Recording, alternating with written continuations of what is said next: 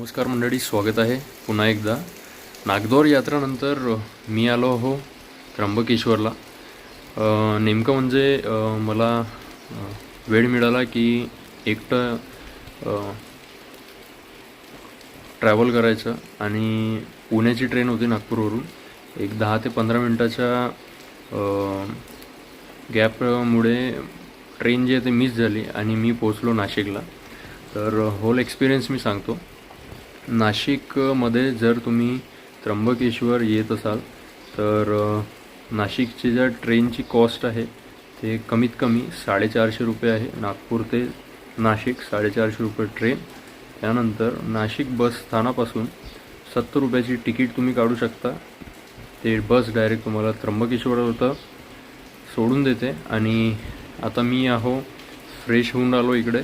इथे डॉर्मेटरी आहे त्र्यंबकेश्वरच्या trust through. तर डॉर्मेटरीचे जे चार्जेस आहेत ते 300 रुपये आहे। तर अशी काही डॉर्मेटरी आहे,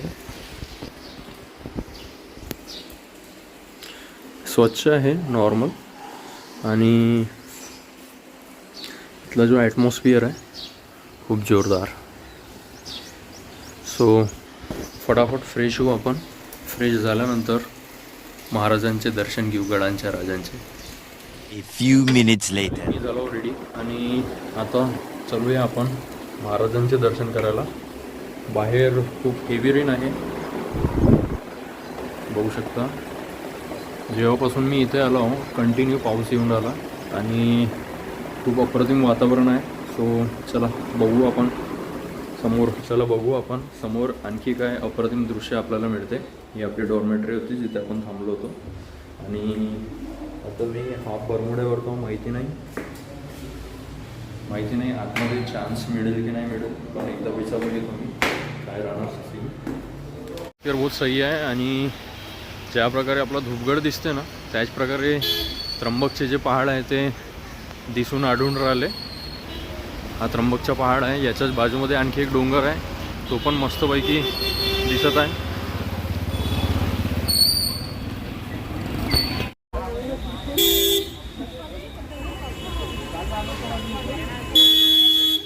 मागे मी कारने आलो होतो तर तो एक्सपिरियन्स खूप वेगळा होता।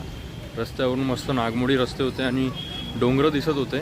आणि आताचा जो एक्सपिरियन्स आहे तो खूप वेगळा आहे।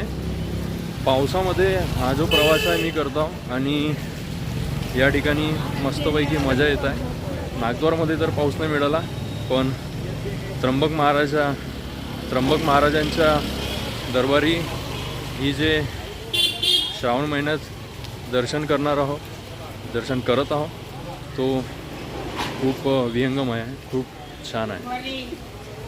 तर मित्रांनो, काकूकडून आपण घेतलं आहे हे महाराजांसाठी फुलं। सो आता आपल्याला इथून वरतं जायचं आहे। मागे आपण या रस्त्यावरून गेलो होतो, पण आता जो रूट आहे तो चेंज झाला आहे वाटते। सो या रूटचा जो रस्ता आहे आता इकडनं झाला आहे। सो आपण इकडनं वर जाऊ।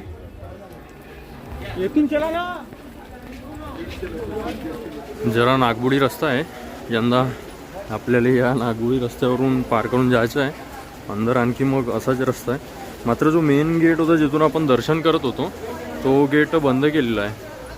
तर आता आपल्याकडे ऑप्शन हा आहे आणि तो जो फ्लायओव्हर आहे त्याच्यावरून आपल्याला जायचं आहे।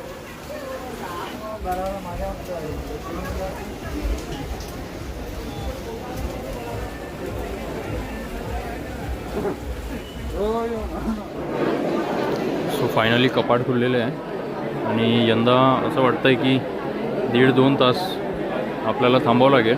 बघूया आणखी किती आपल्याला वाट बघावं लागेल। बाकी आता कपाट बंद होते म्हणून पब्लिक जमा झाली, नाहीतर पब्लिक तेवढी होती नाही।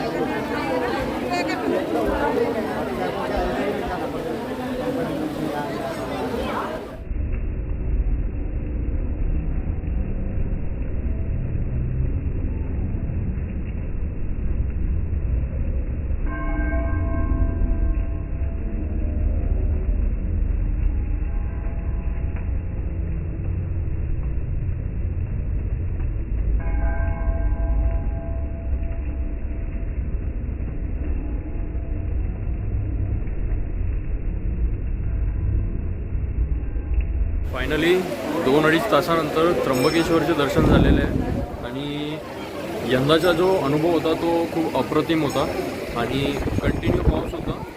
ढगं बघू शकता तुम्ही, तर जे ढगं आहे पूर्ण पांघरून घेतलं आहे ढगांनी.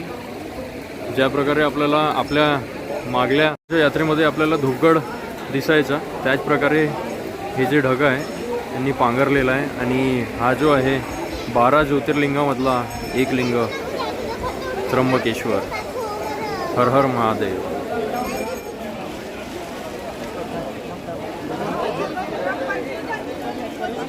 सकाळपासून पोटात काहीच नव्हतं, तर इथल्या स्थानिक लोकांना सांगितलं की भोलेनाथ स्वीट आहे, तिथनं नाश्ता खूप जोरदार असतो, तिथला नाश्ता चांगला असतो. तर मी ऑर्डर केला आहे उलटा पाव.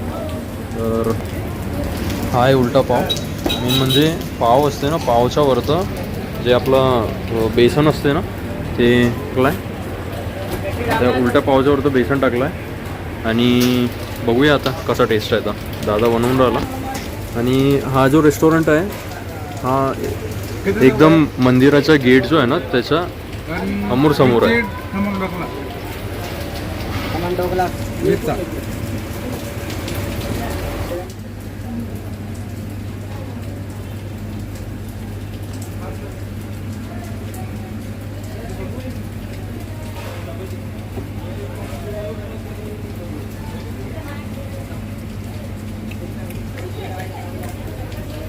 मी विचार केला होता तेज असन, पण नाही, गोड आहे थोडा. ठीक आहे, ॲडजस्ट करून टाकू. एन्जॉय करा. फायनली भोलेनाथ स्वीटमध्ये नाश्ता केला, उलटा पाव खाल्ला, तेवढा काही खास वाटला नाही. त्यानंतर समोसा घेतला, पण समोसामध्ये क्वालिटी होती, बेस्ट वाटला. त्यानंतर आता हलका फुलका अमूल कूल पिऊ आणि बघूया सप्तशृंगीचं काय शेड्यूल आहे. म्हणत आहे लोक की सप्तशृंगीसाठी बस नाशिकच्या बस स्टँडवरूनच पकडावं लागेल, तर आपल्याला परत जावं लागेल. तर चला बघूया आता काय होतं. तर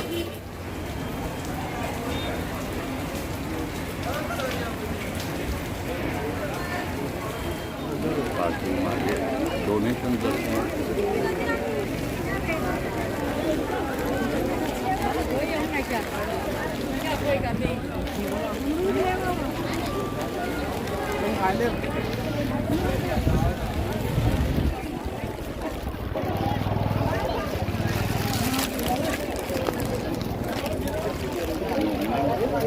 बहुत जोरदार नजारा आहे. पहिल्यांदा बघितला मी त्र्यंबकेश्वरमध्ये इतका जोरदार नजारा.